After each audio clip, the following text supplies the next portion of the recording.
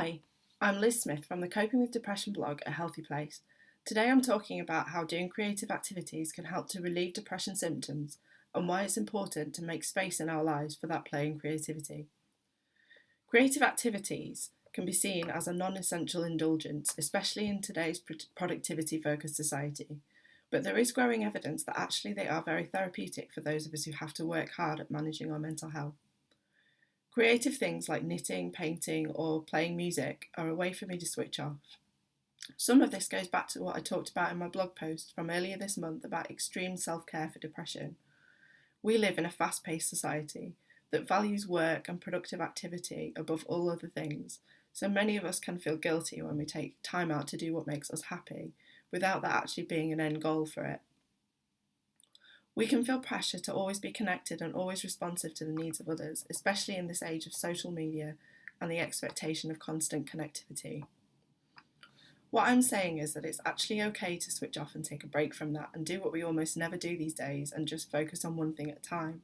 Stop multitasking. Take a break from the expectation to constantly be doing lots of different things and just give yourself permission to focus on that thing you're creating at that time and the process involved.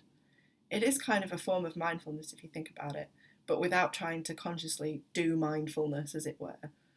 But it does involve being in the moment, which is what mindfulness tries to teach us to do. If you think about how children are when they play, they're just focused on what they're doing at that time.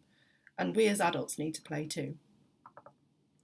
Part of extreme self-care is taking that time out to play, to do those things that we enjoy and that fill us back up with the energy that we need to keep going and do all the things that we need to do in life. The time and space to be creative is part of that. Whatever it is that you like to create, I'd like you to think about how you can get that time and space in your life if you're missing it right now. What do you need in order to make that happen? You might need to clear yourself a space on a table, tidy one of the rooms in the house, or maybe ask your family to give you half an hour a day to yourself to concentrate on your favourite hobby without interruption. If you still struggle with the idea of prioritising yourself and your favourite activities, then a good piece of advice I was given recently is to treat yourself as you would a good friend. If your friend came to you and she said or he said he was feeling down and burned out, would you advise him or her to just keep going to try and please everyone else, even if it was making the meal? Or would you say to them to make more time to care for yourself and do things that you enjoy? Think about that and start prioritising your needs for play and creativity in your life today.